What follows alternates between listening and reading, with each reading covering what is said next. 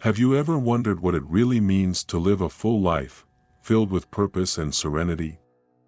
Often, we search for answers in the wrong places, getting lost amidst so many voices that promise instant happiness but only deliver frustration. Now, imagine finding a path that not only transforms your life but also positively impacts everyone around you. In Galatians 5, Paul reveals a powerful secret: the fruit of the Spirit. This concept may seem distant, but in reality, it is extremely practical and accessible. When we understand and apply the fruit of the Spirit, we begin to experience a life full of love, joy, peace, and other virtues that sustain us in any situation. Let's explore together what it means to live according to the Spirit and how these virtues can be cultivated in our daily lives. You might think, but is this really possible? I guarantee that it is. And I will show you how. Get ready for a journey of discovery and transformation, where you will not only understand these concepts but also learn how to apply them practically and effectively in your life.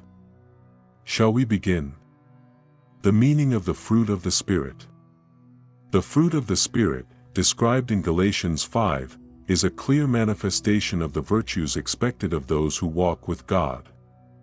When Paul writes to the Galatians, he is not just listing good qualities but revealing a lifestyle transformed by the Holy Spirit. Think of it as a well-tended garden, where each characteristic represents a distinct flower that grows from the same spiritual root.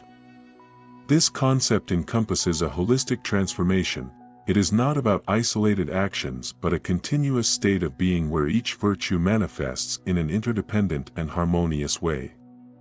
When we talk about the fruit of the Spirit, the first image that may come to mind is a bunch of grapes, where each grape represents a quality: love, joy, peace, patience, kindness, goodness, faithfulness, gentleness, and self-control.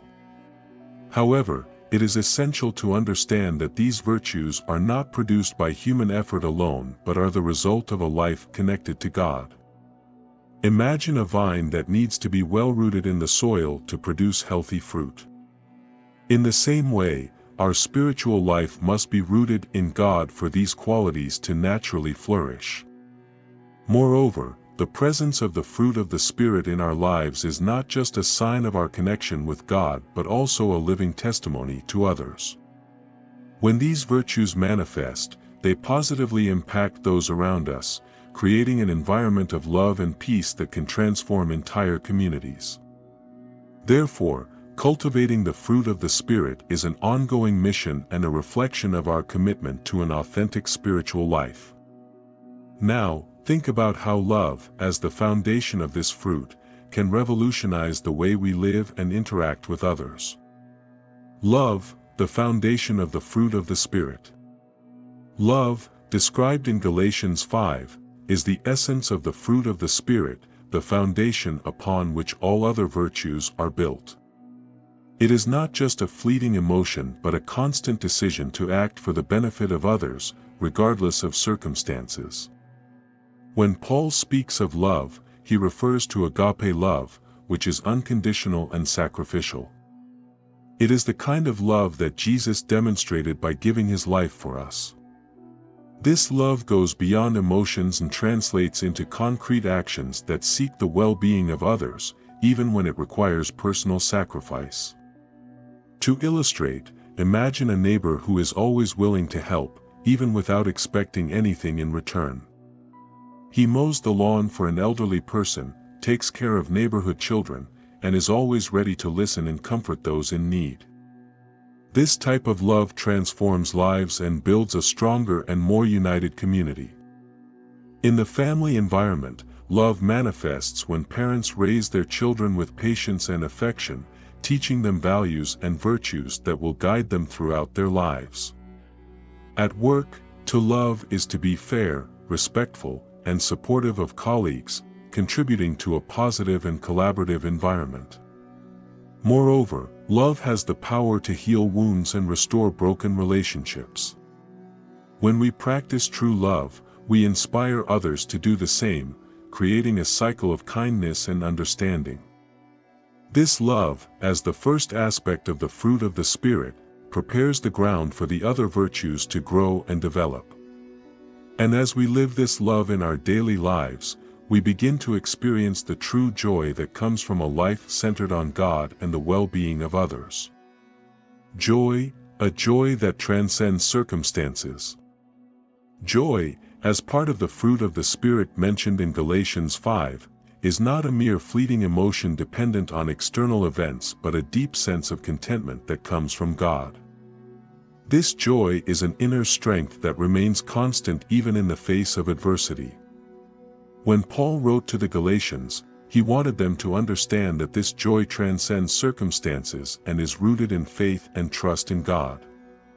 Think of joy as a flame that, once lit by the Spirit, continues to shine regardless of the contrary winds of life. For example, imagine someone who has lost their job but still finds reasons to smile and help others. They trust that God has a bigger plan and see every challenge as an opportunity for growth. This joy is reflected in their daily actions, making them a source of inspiration for everyone around them. In everyday life, joy can be seen in small things, like gratitude for a sunny day, a smile given to a stranger, or the celebration of small victories. This joy is contagious and has the power to transform environments and difficult situations. Moreover, the joy of the Holy Spirit is a powerful testimony for those who do not yet know God.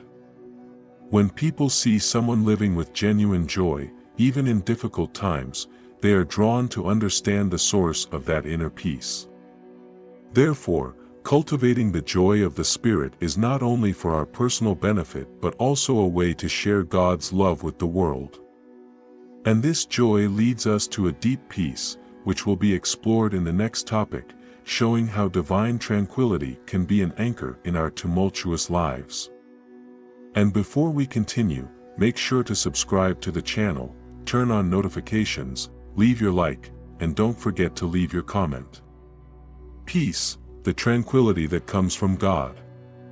Peace, a crucial component of the fruit of the Spirit in Galatians 5, is much more than the absence of conflict.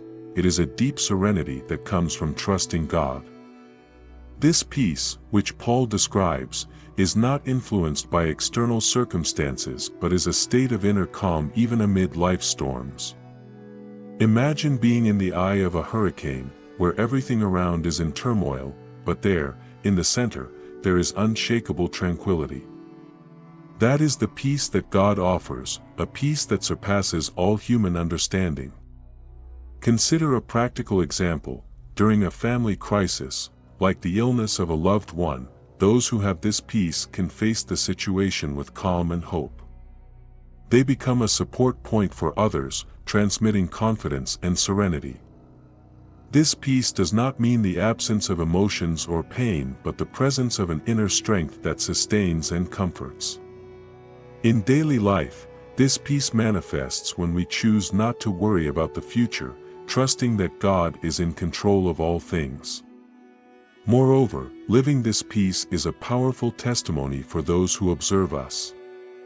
When they see someone remaining calm and confident in situations that would normally cause anxiety or fear, they become curious about the source of that tranquility. This opens doors to share about God's love and power. And this peace, when rooted in our hearts, enables us to develop other virtues like patience, kindness, and goodness, which we will explore in the next topic, deepening our spiritual journey. Patience, kindness, and goodness, everyday virtues. Patience, kindness, and goodness, as integral parts of the fruit of the Spirit, are essential virtues for a balanced and harmonious life. Patience, for example, is the ability to wait with tranquility and hope without being overwhelmed by anxiety or frustration. Think of a farmer who plants a seed and patiently waits for the harvest. He understands that there is a right time for everything and trusts the process. This patience is reflected in our daily lives when we wait with faith and serenity for God's timing, whether in personal, professional, or spiritual matters. Kindness, on the other hand, is the disposition to be gentle and kind regardless of circumstances. It is a behavior that transcends mere courtesy and manifests in acts of care and consideration for others. Imagine someone who always has a word of encouragement, a gesture of affection, or an attitude of understanding. This person radiates kindness and transforms the environment around them. At work, school, or home, being kind is to act with empathy and respect, building solid and healthy relationships. Goodness, in turn, is an active virtue that seeks the well-being of others. It is not merely the absence of evil but the active presence of good. A practical example would be someone who dedicates part of their time to helping in community projects, such as volunteering in shelters or donating to those in need. Goodness manifests in small everyday gestures, like helping a coworker, making a donation to someone in need, or simply being a good listener for someone going through difficulties. These virtues, when consistently practiced, shape our character and pave the way for faithfulness, gentleness, and self-control, which we will discuss next. Faithfulness, gentleness, and self-control, living fully. Faithfulness, gentleness, and self-control are essential virtues for living fully and in alignment with the teachings of Galatians 5. Faithfulness is not just about loyalty to God but also about our ability to be trustworthy and reliable in human relationships. Think of a friend who always keeps their promises and is there in times of need. This person exemplifies faithfulness, being a pillar of security and trust for others. Being faithful is to be steadfast, even when circumstances are challenging, demonstrating genuine commitment to God and others. Gentleness, often misunderstood as weakness, is actually controlled strength and humility before God and others. To be gentle is to have a calm and kind spirit, even when facing provocation or injustice. Imagine a leader who, instead of responding with anger or impatience, chooses kindness and understanding, inspiring respect and admiration. In daily life, gentleness manifests in actions like listening before judging, responding calmly in conflict situations, and being an example of serenity amid turmoil. Self-control, finally, is the ability to control our desires and impulses, aligning our actions with our values and spiritual principles. Think of someone who, despite daily temptations, chooses to live according to Christ's teachings, demonstrating admirable inner strength. In everyday life, self-control can be seen in actions like avoiding harmful behaviors, maintaining a healthy diet, being disciplined at work or study, and controlling words and actions to avoid hurting others. These virtues, when cultivated together, form a solid foundation for a full and satisfying spiritual life, connecting us more deeply with God and preparing us to further explore the meaning of the fruit of the Spirit. Now that you have explored the profound meaning of the fruit of the Spirit and seen how each virtue can transform your life, I ask you, are you ready to apply this knowledge and see real changes happen? Think about how your life could be different if you cultivate love, joy, peace, and all the other virtues mentioned. What changes do you expect to see in your personal relationships, your work environment, and your spiritual journey? This is the moment to act and turn your desires into reality. Don't let this knowledge go to waste. Put each teaching into practice, starting right now. Try to love more, be more patient, find joy in the small things, and maintain peace in the midst of chaos. And to know the signs of the end times, click on the video that appears on the screen.